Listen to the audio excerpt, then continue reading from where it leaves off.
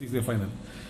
प्यारे दिल्ली वासियों, रोनी coat bar association के सभी सम्मानित सदस्यों और कानूनी अधिवक्ताओं, आपको सादर नमस्कार है। आज हमारे बीच प्रसिद्ध युवा एडवोकेट प्रदीप खत्री जी जुड़े हैं। उनसे हम ये जानना चाहेंगे कि पिछले जब से वो रोनी कोट बार एसोसिएशन में जुड़े हैं, उन्होंने कानूनी अधिवक्ताओं के राइट्स के लिए और उनके वेलफेयर के लिए क्या क्या काम किया है और वो किन किन पदों पर रहे हैं। आदरणीय प्रदीप खत्री जी बताएंगे। अजय जी, बहुत बहुत धन्यवाद। सबसे पहले मुझे इस मुद्दे पे बोलने के लिए, आमंत्रित करने के लिए। मैं आपको बताना चाहूँगा कि मैं अपने वकील समुदाय के साथ पिछले 14 साल से जुड़ा हुआ हूँ।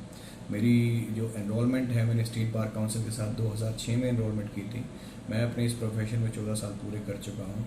शुरुआत के कुछ सालों में मैंने अपना प्रैक्टिस के बाद सन 2014 में यहाँ पे रोहिणी कोर्ट बार का चुनाव लड़ा, और जिसमें अपने सारे वकील भाइयों के आशीर्वाद से और उनके संगठनात्मक तरीके से उन्होंने मेरा जो पुरजोर तरीके से साथ दिया, उसमें मैं विजयी हुआ। और 2014 से लेकर 2016 तक की जो Rohini court bar association committee थी, उसके मैं एग्जीक्यूटिव मेंबर के तौर पर कार्यरत रहा। और पिछले काफ़ी सालों से, और स्पेशली जब से मैं बार के साथ जुड़ा हूँ, मैं अपनी तरफ से मेरी एक ही कोशिश रहती है कि जिस प्रोफेशन ने, जिस परिवार ने, जिस लॉयर फ्रेटर्निटी हमें मुझे सब कुछ दिया है, मैं उसके साथ बैठ के अपने परिवार के तरह उस चीज़ को समझते हुए अपने हर एक कदम से परिवार को एक मजबूत करने की कोशिश करूं। जैसा कि मैंने बताया कि हमारा जो लॉयर फ्रेटर्निटी है, हमारी जो लॉयर समुदाय है, वकीलों की समुदाय है, वो एक परिवार का हिस्सा है।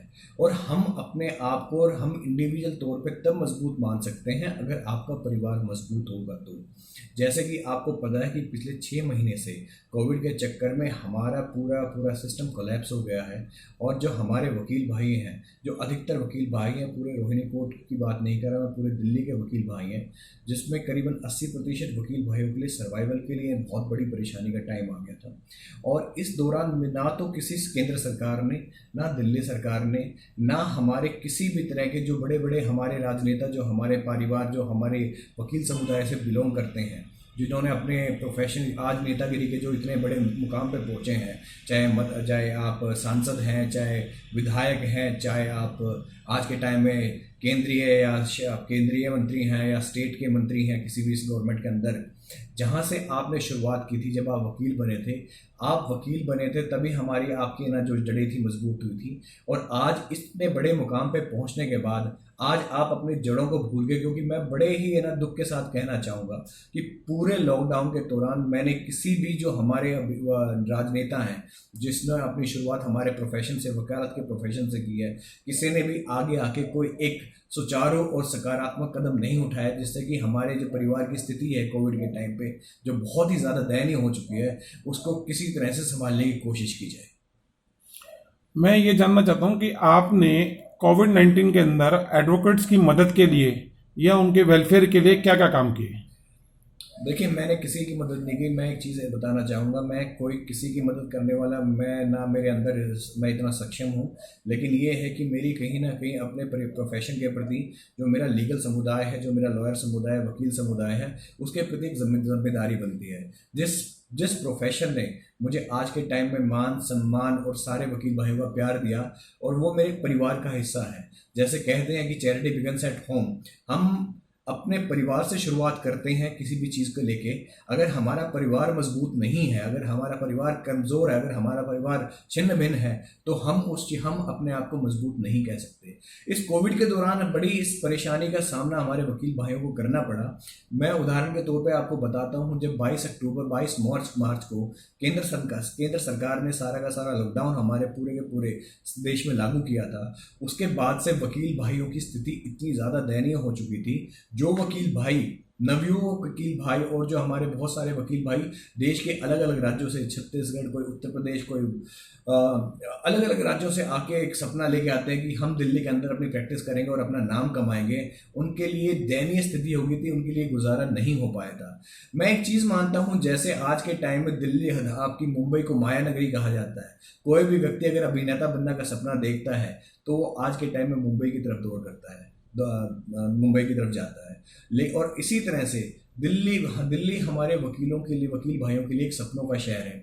कोई भी व्यक्ति अगर अपने आप को एक दिल्ली लॉ करने के बाद, वो दिल्ली इसलिए आता है, दिल्ली आने के बाद हमारे देश का सर्वोच्च न्यायालय भी दिल्ली में स्थापित है, कि मैं दिल्ली जाके अपने वकालत में, अपने इस प्रोफेशन में अपना नाम मान सम्मान बढ़ाऊंगा और सुप्रीम कोर्ट तक जाके अपने गांव का, अपने क्षेत्र का, अपने परिवार का नाम का परचम फहराऊंगा।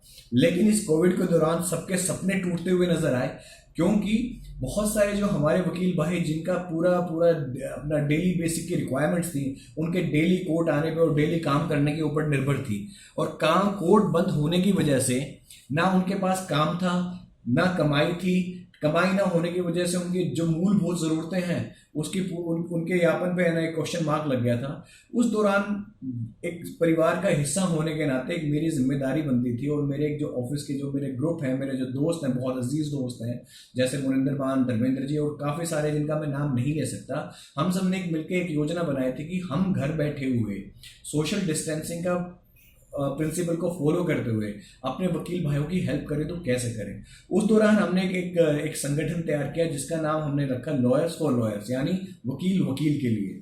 उसके दौरान हमने ऑनलाइन एक प्लेटफॉर्म तैयार किया। उस ऑनलाइन प्लेटफॉर्म के थ्रू हमने एक पब्लिकेशन की, एक एडवर्टीजमेंट किया कि दिल्ली क्षेत्र के अंदर जो भी रोहिणी कोर्ट का वकील भाई है, जो रोहिणी कोर्ट का मेंबर है, वो उस वेबपोर्ट प्लेटफॉर्म पे अप्लाई करके अपना नाम, पता, अन्य डिटेल्स, अकाउंट नंबर और उनकी जो ज़रूरतें हैं उनको एक बार मेंशन करेगा, फॉर्म फिलअप करेगा। और हमारी पूरी कोशिश थी कि जितना हो सके उनकी ज़रूरतों वाली चीज़ों को हम उनके डोर स्टेप यानी उनके दरवाजे तक मुहैया कराएं। शुरुआत में ये चीज़ें काफ़ी हद तक सफल भी हुई, काफ़ी वकील भाइयों के पास हमने सामान भी पहुंचाया जो ज़रूरत का सामान था। लेकिन जैसे जैसे सिचुएशन भयानक होती गई कोविड की, हमारे लिए, हमारी टीम के लिए घर से बाहर निकलना और सोशल डिस्टेंसिंग को फॉलो करना और साथ के साथ सामान देना पॉसिबल नहीं हुआ। तब हमने एक दूसरा ऑप्शन ये लगाया कि जैसे उस टाइम पे, कोविड के टाइम पे सरकार ने कहा था कि हर क्षेत्र के अंदर जो मूलभूत ज़रूरतें जैसे राशन की, दूध की चीज़ें, दुकानें हैं, वो खुलेंगी। तब हमारी पूरी जो टीम थी, जो लॉयर्स फॉर लॉयर्स की जो संगठन की एक टीम थी, उसने डिसाइड किया कि हम एक प्लेटफॉर्म बना के सारे जो वकील भाई ज़रूरतमंद हैं उनसे उनकी अकाउंट डिटेल्स लेते हैं, और अपने फंड्स में से हमने सबने मिलकर अपने निजी फंडों में से एक फंड जनरेट किया, और जिनकी भी रिक्वायरमेंट आती थी, जो भी हमें रिक्वेस्ट भेजते थे, उनके अकाउंट में अपने निजी फंड्स में से कुछ अमाउंट ट्रांसफ़र करते थे, और जिससे कि वो उन फंड्स का यूज़ अपनी ज़रूरतों के हिसाब से यूज़ कर सकें, और अब ताकि उनके जीवन यापन में कोई प्रॉब्लम ना आए। देखिए, जैसे मैंने एक चीज़ और बताना चाहूँगा अजय जी आपको, मैंने इसमें स्पेशली कहा था कि रोहिणी कोर्ट के मेंबर्स के लिए, क्योंकि हमारे जितने भी फंड्स हैं बहुत सीमित थे, और सारे भाइयों ने अपने निजी फंड्स के थ्रू एक चीज़ें शुरुआत की थी। तो हमारे वो कहते हैं कि चैरिटी बिगन्स एट होम। अगर हम सबकी हेल्प करने की कोशिश करेंगे तो शायद से हम किसी की हेल्प नहीं कर पाएंगे। इसलिए हमारी कोशिश थी एक निर्धारित दायरे के अंदर जितने भी हमारे वकील भाई उनकी हेल्प कर पाएँ उसमें कोशिश करेंगे। और हमने सबसे इम्पोर्टेंट इसमें एक चीज़ रखी थी, और जब हमने मुहिम शुरू की थी, उस मुहिम के अंदर हमने सबसे बड़ा जो फैसला लिया गया था, हमने ऑफिशियली भी कहा था और आज तक हम उस चीज़ के लिए अडिग हैं कि जिस भी वकील भाई ने, क्योंकि हमारे वकील भाई स्वाभिमान से लबालिग होते हैं, हम उनके किसी भी स्वाभिमान और आत्मसम्मान को ठेस नहीं पहुंचाना चाहते, इसलिए हमने कहा था कि जो भी वकील भाई हमारे इस मुहिम से जुड़ के किसी भी प्रकार की मदद प्राप्त करेगा, उसका नाम हम कभी भी किसी भी तरह से सार्वजनिक जीवन में उसे डिस्क्लोज नहीं करेंगे, क्योंकि हमारे लिए जितना हमारा मान सम्मान जरूर इम्पोर्टेंट है, इससे ज़्यादा वकील भाइयों के लिए मान सम्मान से ज़्यादा कोई चीज़ इम्पोर्टेंट नहीं है। मैं प्रदीप खत्री जी एक लास्ट सवाल आपसे और पूछना चाहूँगा कि जैसे अब चुनाव तो फिलहाल टल गए हैं और उम्मीद की जा रही है कि अगले साल की शुरुआत में चुनाव होंगे, और अगर आपको जो हमारे रोहिणी कोर्ट बार एसोसिएशन के अंदर जो 7,000 में से 3881 लोग मेरे को पता चला है कि एलिजिबल हैं वोट देने के लिए, अगर आपको मौका दिया जाए, आपको चुना जाए जिस पद के लिए आप खड़े हुए हैं, तो आप उनके फर्दर राइट्स के लिए क्या करेंगे? देखिए, ये फर्दर राइट्स की जहाँ तक बात है, वो कहते हैं कि अकेला आदमी कुछ नहीं कर सकता, धीरे धीरे मैं अपने लोगों को संगठित करना चाहूँगा, सबसे पहली बात है। And I want to create a very healthy competition, because जब से 1 बार 1 वोट वाली जजमेंट आई है, हमारी जो लॉयर्स यूनिटी है वो बिल्कुल टूट चुकी है। तो इस चीज़ को ये एक बहुत नेगेटिव स्टेप था। मैं आपको बताना चाहूँगा कि जब से वन बार वन वोट हुई है, हर एवरी लॉयर इज़ लाइक कि मैं वहाँ पे वोटर हूँ।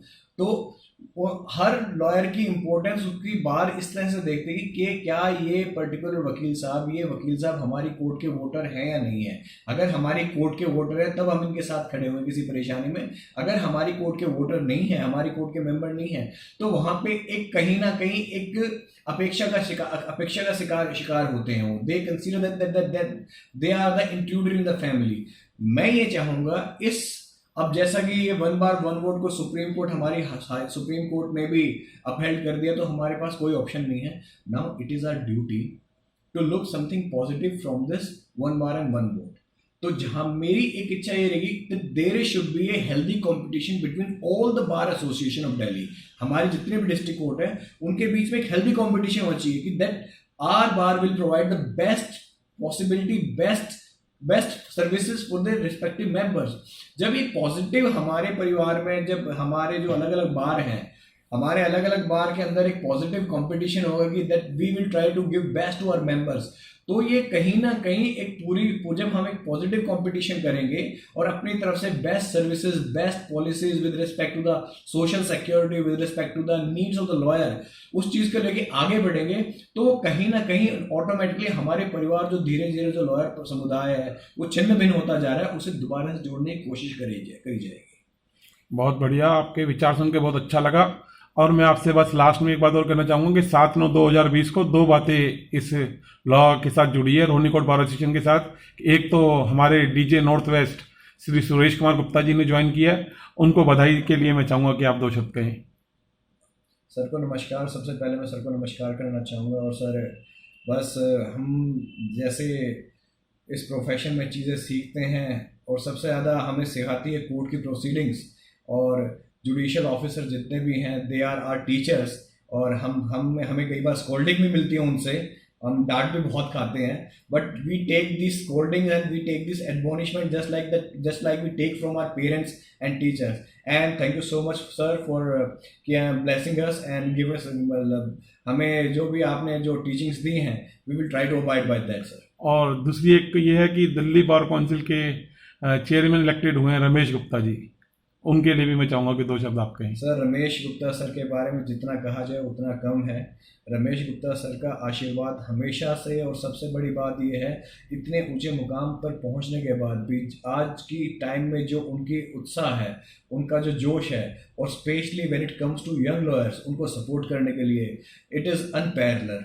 और सर ने तो हमेशा मुझे एक बच्चा समझ के मुझे अपना आशीर्वाद रखा है, और मैं सर से हाथ जोड़ के रिक्वेस्ट करना चाहूँगा कि आप हमें ऐसे ही सिखाते रहे, अपना आशीर्वाद ऐसे ही ना बच्चों पे हमेशा रखें सर। और एक चीज़ और बताना चाहूँगा, जब मैंने 2006 में लॉ कंप्लीट की थी और जब मेरा एनरोलमेंट हुआ था, sir was the chairman at that time, और सर के सिग्नेचर के बाद ही when I was officially entered in this profession. ये तो थैंक यू सो मच दोहरी खुशी होगी। आपका बहुत बहुत धन्यवाद प्रदीप खत्री जी, आपने एक हमारे को आज समय दिया, और हम प्रयास करेंगे कि आगे भी आपसे जुड़ते रहेंगे। और जो रोहिणी कोर्ट बार एसोसिएशन के अधिवक्ता हैं और दिल्ली में जितने अधिवक्ता हैं और पूरे भारत में, मैं चाहूँगा कि उन तक ये आपकी आवाज़ पहुँचाएं और उन तक आपका जुड़ाव बना रहे, और इसी तरीके से आप अधिवक्ताओं के अधिकार के लिए लड़ते रहें, उनकी आवाज़ उठाते रहें, उनकी आवाज़ बुलंद करते रहें। इसी उम्मीद के साथ हम आपका धन्यवाद करते हैं। जय हिंद, जय भारत। जय भारत सर।